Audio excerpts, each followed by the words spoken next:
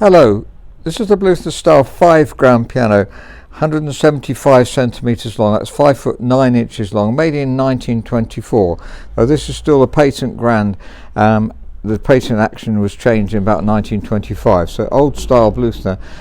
We're very keen on these pianos indeed, as you'll have known from other videos. But what's wonderful about this one is it's shorter than the normal one. So normally they're 6 foot 3 inches long, 190 centimeters. So really pleased to get this one into stock. It's actually come back into stock. We sold it in 2001, and pianos often do come back. So the clients had to downsize. So we're really pleased to get the piano in, and as you can see, the casework is extremely wonderful. It's rosewood, as Bluthners usually are rosewood. That's the most common wood, and there's slight fading on one side and fading on the top as well.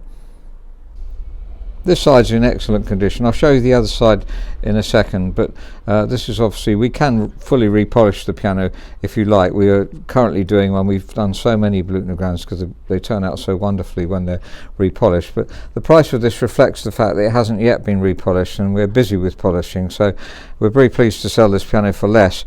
Obviously, if you want it repolished, we can certainly do that.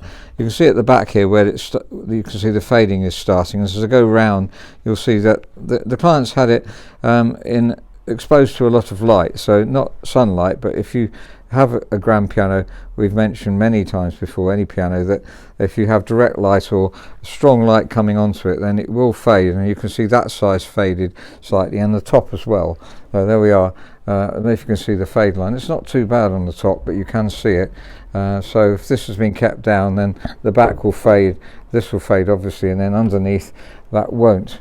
So it'll be a darker colour. So that's really important. I keep mentioning that because it devalues the piano, obviously. Well, you don't want it to fade anyway, but in terms of reselling it, you can't sell it for as much because a lot of clients want a perfect looking piano. So this is much less expensive than it would otherwise be, but a wonderful musician's piano. The key tops are perfect ivories, so that's obviously a very great bonus. You can see in the name here, you can see the letter L. Would obviously, if we repolished it, you get the whole name coming out perfectly, but just a bit of the top layers come off that. This is still brass inlay, and that'll be perfect if we repolished it. The piano's literally just come in, and we haven't cleaned or dusted it at all, so that's something we'll do. But the inside's in perfect condition. You can see the serial number there, and the original, what we call decal, with the dates on it. So the last date we're going to probably find is near 1925. It's shown at the bottom there, you can see that. By the way, if you've lost your serial number on your piano, the Bluthners, they're always inside behind the action as well. So this is one of the last Bluthner patent actions. You can always tell the patent action if you take the fall off. You can see this L-shaped spring, which, as I say, they made up until 1925 when they switched over to doing, like everyone else does, a normal roller action. So here's a later, I think this is 1936, so 1926 onwards, roughly 25, 26, they started making that normal roller action that you see in all nearly every other piano of that age. The action has been reconditioned at some stage, and it's got Renner hammers on. So Renner hammers are obviously high quality hammers, not original Bluthner hammers these are. So Renner had I say it was replaced sometime soon after the war, which a lot of pianos were restored at that time. And we can see, actually, if you look on the end hammer, you can actually see the name Renner on it. I've got a photograph of this which I'm putting on the listing as well. Now, the Bluthner patent action, we've sold so many of these because we love them, and they function perfectly, and they're smoother than a normal style action. I think that's why Bluthner continue to do it. So we'll obviously be checking the regulation on this one. It's set up pretty well already. It has to rest on the rail, by the way. If you've got a Bluthner action, this needs to rest on the rail, whereas other actions, roller actions, they're slightly above the rail like that.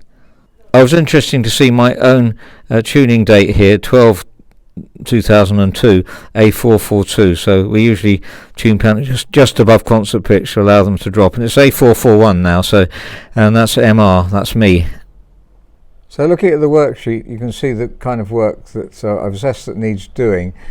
Sold by us in 2001, clients downsizing. Renault hammers, that's encouraging. And the hammers need realigning. They're slightly out of place to the strings. So that quite often happens with Bluthners, because the way they're fixed often means that they'll go out of alignment, and we often have to realign them. Voicing and weighing the keys, or weighting the keys.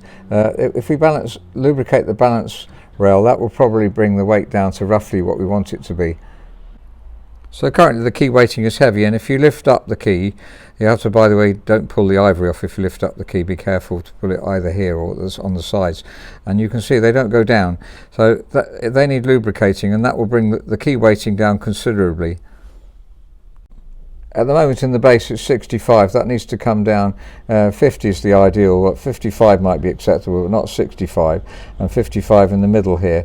It does get less as you go up there, but it needs to just taper anyway, so that should be under 50 certainly.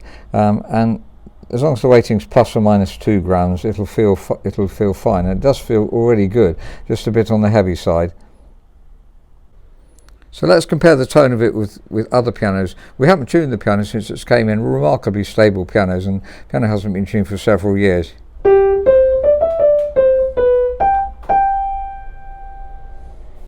Here's a Yamaha G1 made in 1974.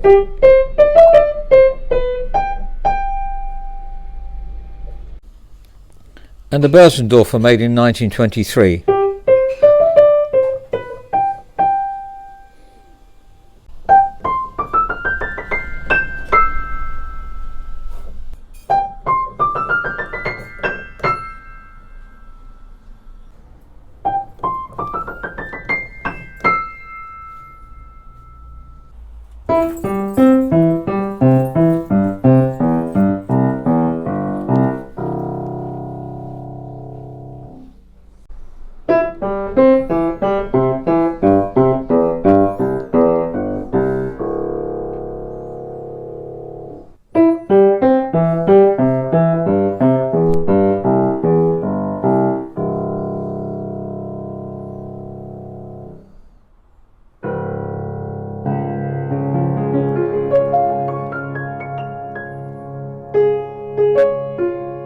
So that's a Bluthner style 5, 175 centimetres long, that's 5'9". So one of the things we're really pleased with when we get one of these in is that it's shorter than the normal one. So we actually have 4 of the other length pianos, which is 190 centimetres.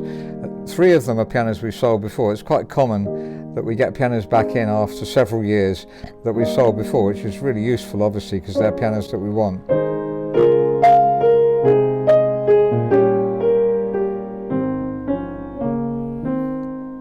Well, we've said lots of things about Bluthners, how consistent they are, and one of the main reasons we do it. The tone is always so consistent, and the old patent action has a wonderful feel to it. Bluthner did change it in 1925 roughly. Some 1925 ones have the old style, some have the normal roller action, but for me both styles of actions are fine. And if you're a musician, you're only going to find that the repetition isn't quite as good on this older action. It's good enough for me, but if you're playing Rhapsody in Blue,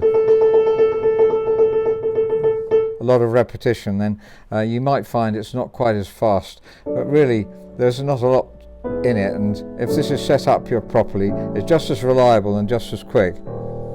So I really do recommend the older Bluthner style grand pianos. We have several of them in stock, and you're most welcome to come and try them out. If you can't try them out, please do write to us to say what you'd like to do. Thank you very much for listening. If you're interested in the piano, please do write to info@robertspianos.com.